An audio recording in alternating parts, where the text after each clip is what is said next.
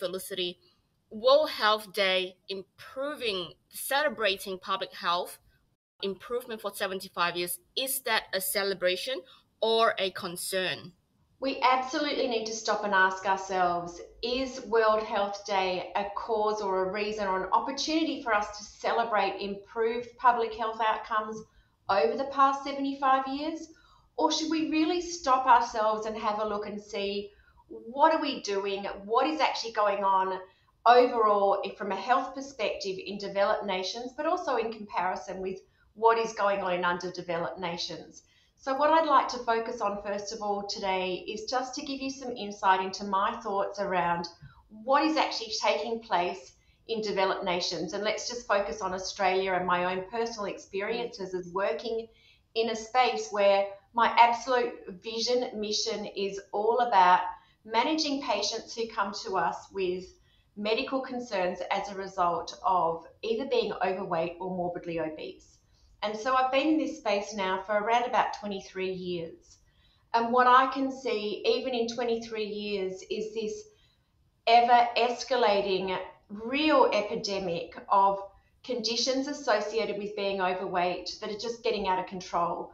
And I think what I'm most concerned about is, what does that look like for the future? And what does that look like for our health system right now, but also in the future? We're going to have an even more begoning health system that's actually going to really suffer as a result of these escalating chronic diseases that are so prevalent in association with either being overweight or morbidly obese. And let me just touch on some of those first of all that really concern me. So in adults, we have this increasing rate of type 2 diabetes, of sleep apnea that leads to things like stroke and heart attack and even premature death. And we're not really understanding the cause, the underlying cause, and why we should actually be focusing on some of these diseases that we can so well treat, manage, and prevent if we're looking at things like weight-related diseases. So we're treating all of these outcomes of chronic diseases, but we're not looking after the underlying causes. So therefore, the escalation of problems in our health system in relation to this are the type 2 diabetes, the sleep apnea, all of these issues that potentially lead to infertility, dementia, a health system that is absolutely just fighting to survive. And then at the other end of the scale, you've got an aging population filling aged care facilities. And one of the things for me that's always been an absolute passion and something that I really want to focus on and try and support patients through is living well for the rest of your life. And that might mean that you're able to live in your own home until you're 95, healthy, fit and well, and that should be your story. It shouldn't be about thinking about which aged care facility that you're going to end up in with dementia of some form. That's just not living well in your older years. You should be enjoying life every single day. And so I had an example of the most incredible grandparent ever, maternal grandmother. She lived until she was 95 in her own home, and she's always been an absolute inspiration for me. She passed away when I was in my early 20s, and I'm quite a lot older now. So I had that whole experience of what that looked like. She was the pacer for an Olympic swimming team. She went to university in an era when women didn't, in New South Wales. So she was very avant-garde for her era. She had an active mind. She participated in community. She was a great philanthropist. She was active and healthy, fit and well. So she taught me so much around how we should live our lives. She had a philosophy of always giving back.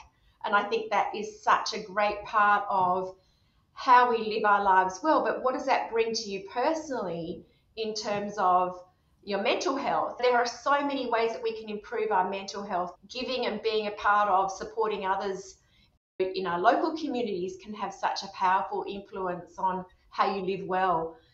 Being fit and healthy was just part of her everyday lifestyle. And then obviously eating good, healthy, fresh food, and the environmental factors that have led to poor quality food, far too much processed food, packaged foods, our fast lifestyle where we live life on the run and we don't stop to slow down about, first of all, good healthy food quality, So let's just focus on Australia in a developed nation, not even in an underdeveloped nation where there's poor and limited resources, but we've got the ability to be able to produce and manufacture and have really good quality food, yet we're destroying it for ourselves.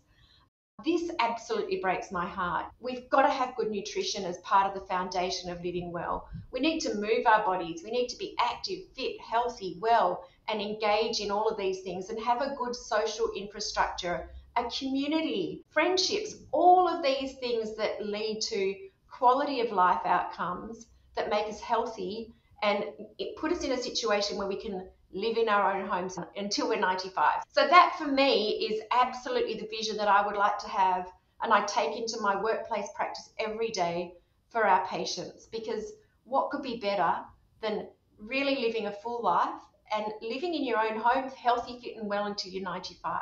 Who would not want to live that way? I personally hope that I'm still running the Gold Coast Marathon for a long, long time to come, and that I can still climb mountains, whether it's going and climbing Machu Picchu before I'm not able to, or Table Mountain. I'd love to have another crack at that. These are the things to me that lead to quality of life. So what are we getting wrong, and what have we done wrong over the last 75 years? And when I look at that whole big concept of World Health Day, and yes, wouldn't it be great to think that we've come a long way in 75 years?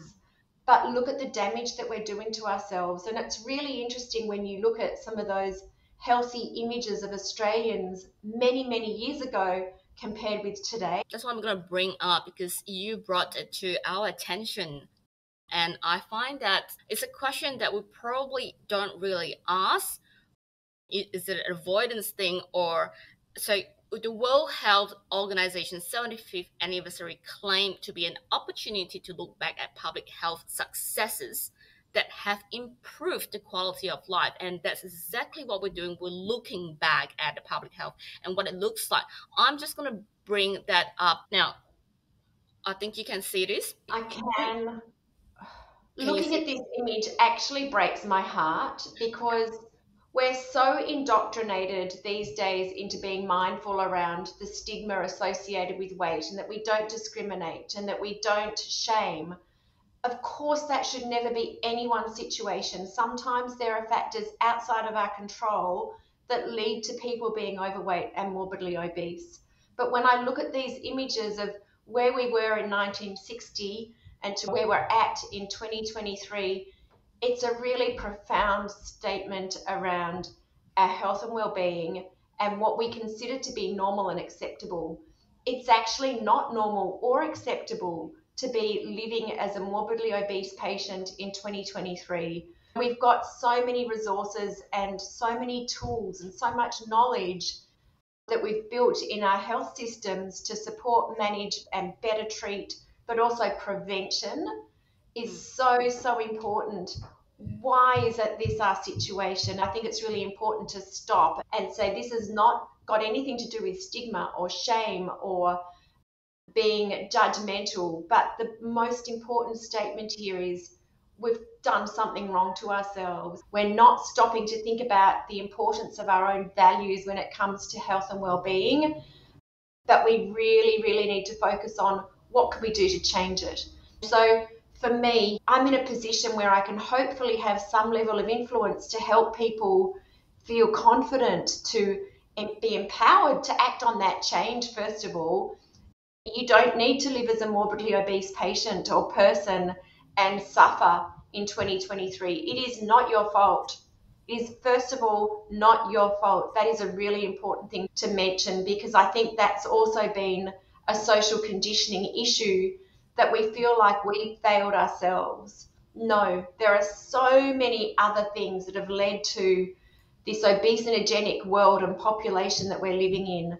So what can we do about it? Well, first of all, we're so lucky that we can change it.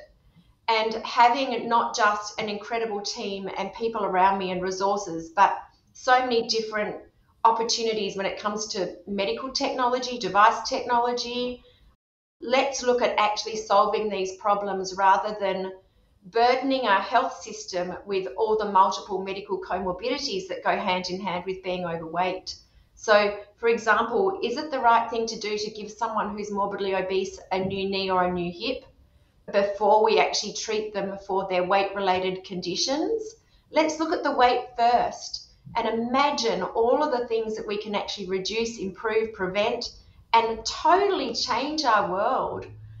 So that for me will remain my mission for as long as I have the opportunity to sit here and work with my team at WeightLoss Solutions Australia, for as long as I've got the resilience, the ability, the health and fitness to cope, to manage, and to do my best every day. So I think that is super, super critical. But I really want to focus on, for one moment, what have we done over 75 years? We're not doing a good job and we really need to change it. And if there's one thing that I'd like to say on World Health Day, it's we actually need to wake up to ourselves and do something differently if we want a better future, not just for our adult population, but for our children.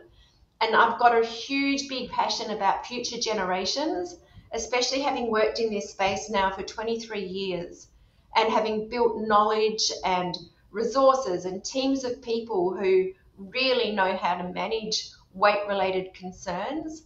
We need to fix the next generation now, and it needs to come from places where we've got the heart, the soul, the ability, the resources, and the opportunity to treat and change. So one of the things that I've done over the last few years is establish a childhood preventative program for kids who are spending too much time on screens. And this has become such a big problem. Too much time on screens often leads to inactivity, to kids who are actually, poor nutrition, not understanding what's a healthy lunchbox look like, what can they best do to enhance their everyday performance. So we've really got to come back to basics and teach our kids how to actually look after their bodies, to move better, to feel better, improve their self-esteem and their outcomes in school. From an education point of view, it all starts with some really good health values. I'd love to have the level of influence where we're focusing on let's fix our next generations and let's start now, but also let's focus on our adults and get our health right so that we're not putting pressure on our health system, and take that pressure off, but also think about where do you want to be in your 50s, 60s, 70s and beyond. So we've got the drugs to be able to help us to live a long life, but what quality of life are we leading? From a Western health point of view and in developed nations, I think we really need to focus on what have we done wrong and how can we change it and do better. And then for a moment, let's just focus also on World Health Organization have such an incredible opportunity and power to help underprivileged nations who really need our help. But surely we should be getting it right in the Western world and in our highly successful, amazing developed nations so that we can then help the underprivileged in other third world countries. So we've got to focus on ourselves first and then see what are we doing about underdeveloped nations that also need our help for food quality and resources, and for good quality water, healthy, clean food, water and access, so that we're really looking after others. But I just think that it has to start with where have we gone wrong in the developed world. That's very interesting, because as just a normal person, not from the medical industry like yourself, and by the way, your vision and mission through Weight Loss Solutions Australia and Project Grid is very, very admirable. And you are coming from where you are situated in Gold Coast, Australia, and you're looking at this big organization, the World Health Organization, statistics and data, and we're like, hang on, is it actually 100% the truth?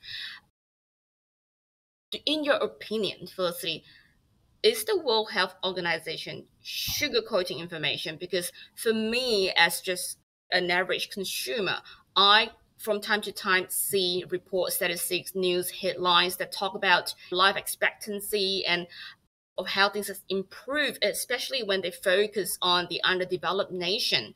And you just raised such a critical point that we also need to look at how are we progressing in the developed nations, and what all these statistics, what all this claim and celebration actually mean. And the theme this year for the World Health Day is health for all. what does health for all mean to you, and what do you think the World Health Organization can improve on? So, health for all should be access to resources to anyone in any circumstance where they're requiring support from a healthy perspective. If they feel that they can't see a doctor because they can't afford it, or whatever that looks like, or they can't actually access a medical system to support whatever their condition is, that's a state of affairs that definitely should be addressed consistently and ongoing forever, because every single person in the world that we live in today should have access to doctors and to modern health technology. We're so far advanced when it comes to technology, diagnosing and helping people, but that's got to be available for absolutely everybody. So that's a mission that should never stop. It's really, really critical. But when we also look at some of the underdeveloped nations, we're also seeing a huge big increase, say for example in Southeast Asian populations in type 2 diabetes. It's rapidly increasing at a lower BMI scale, and that's often got to do with environmental factors. So introducing fast foods, and I come back to the word fast because I think it's a word that we really need to focus on. Convenience, everything available, quick, easy, dual income families where you've got people constantly busy on the go looking for how to actually find that fast, quick solution. And it's the drive-through for everything. The drive-through laundromat, or drop off your dry cleaning, or drive-through to pick up your coffee, drive-through fast food outlets, whatever you want is at the click of your phone, home delivery for everything. So if we were to change just a few of those things and think about incidental exercise that we're not getting anymore, are we walking to train stations? Are we walking upstairs? Are we choosing to take the stairs instead of the elevator? There's far too much that makes our lives immobile, fast, easy, so that we can do all of these other things. But at the end of the day, we're impacting our health in such a negative way that we really have to focus on those things that need changing. And the more we focus on ourselves to change and to support our own health and take that burden off our own health systems, only then are we really going to be in a position to help underprivileged nations who really need our help. So maybe we really need to change the focus on World Health Day this year and focus on developed nations who have just actually, over the last 75 years, seen so much deterioration in health. This is my concern, and that's my personal opinion around what are we doing wrong and how can we change it. Mm-hmm. I think what you shared is so powerful, very confronting as well. So, Felicity, I think my last question would be, from your background and also your lifelong mission to end obesity in Australia and beyond, on this World Health Day, what will be the three pieces of advice or wisdom that you would like to leave the audience today? By the way, I should also mention that there are 13 known cancers that we are currently aware of associated with morbid obesity. So rather than invest consistently in how do we treat and manage better all of these cancers and all of these medical conditions, my real thought is that we need to be putting more into the underlying cause and removing that stigma associated with overweight and obesity so that we can treat the cause of so many of these diseases. So 3 things that we could be doing better. First of all, removing judgment and removing the stigma associated with how we see ourselves as failures when it comes to being overweight. That has got to change. We need to change that kind of attitude so that people feel confident, comfortable to reach out for help, and that they are actually actively empowered to take control of their futures. And that starts with just that level of awareness that being overweight and morbidly obese is actually not your fault, but you can change it. So let's just start with that, because I'd love to be able to help more people who feel that they're disempowered by being told that they should be able to do this themselves. And in 2023, we actually know that that's not the case. 98% of diets have been proven to fail at some point. So we know that diet and exercise programs at a certain BMI are going to fail, whether it's at 1 year out, or 5 years out. So changing that cycle of behavior so that people understand that they can feel so much more confident about reaching out to people like me to say, yes, I can help you. Yes, I can change this. This is not your fault. That to me would probably be one of the most powerful statements we can make, because I think the overall impact long term is so far reaching. In fact, something that I've seen in my career is the impact over 3 generations. A patient who had weight loss surgery early 2000s then had the positive impact on her own children and then grandchildren. So we have to do something about this. Number two will probably be movement. If we just start to take small steps every day, change starts with taking a small step. It doesn't have to be drastic overnight and making a change that seems impossible. Let's focus on the anything is possible solution, because it's true. Anything is possible. If you take away the I am, anything is possible. So small steps, move a little bit more. A little bit every day is going to make a difference. And then let's maybe look at number three, focus on nutrition. Maybe if there's one thing that you can swap out today, if alcohol is your crutch, maybe think about that a little bit more and reaching out for some help when it comes to mental health, so that we can address the underlying root cause of some of these triggers to behaviors that are not self-serving or that are not going to help you really be your best self.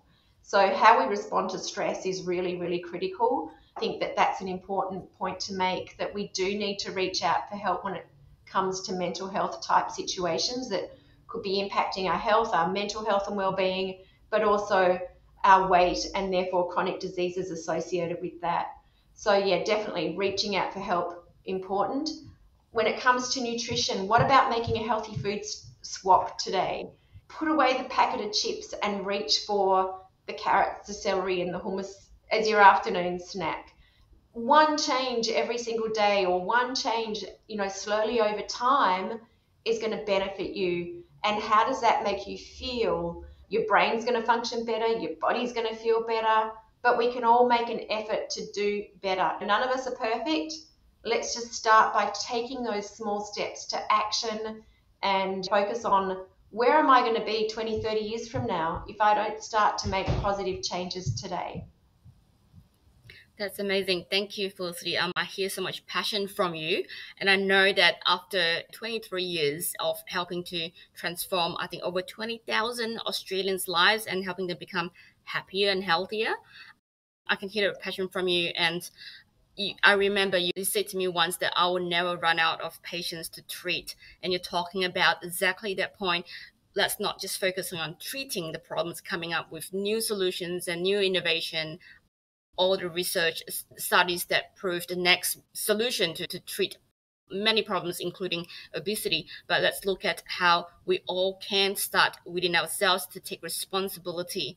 So I suppose we can say that on this World Health Day, we, as WSA, encourage everyone to, instead of a celebration, take it as a moment to, let's call it a reflection on this World Health Day. What are we doing ourselves, and what are we doing within our immediate surroundings with the people that we care about, and how we can extend it out and reach out to organizations like your company, the WeightLoss Solutions Australia, if you need help, because help is always available.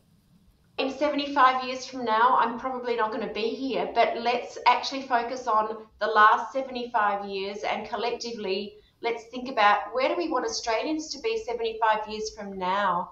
And if we look at those images that you put up on the screen earlier and the difference between 1960 and 2023, where do we want to be 75 years from now?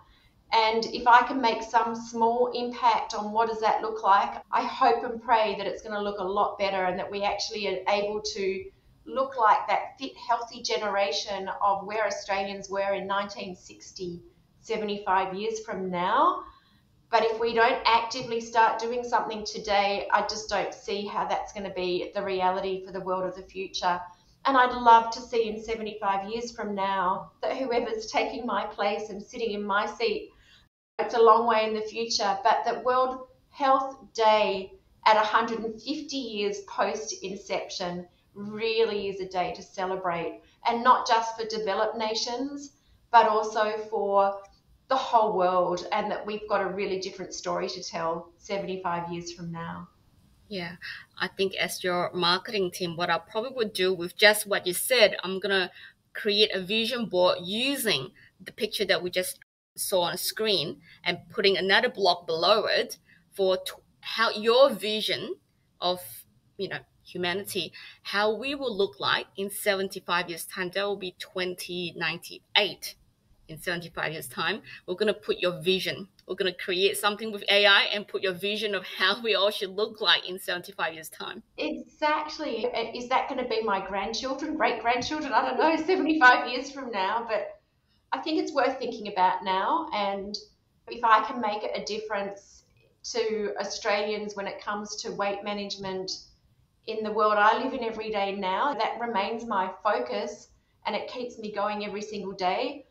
It doesn't mean that I don't live without my own stress. Running a business is hard work. There's no escaping it. We all deal with whatever we're working on every single day, but let's just try together and collectively. The power of many definitely can make a massive difference. Amazing. Thank you, Felicity. Thank you, Rosalind.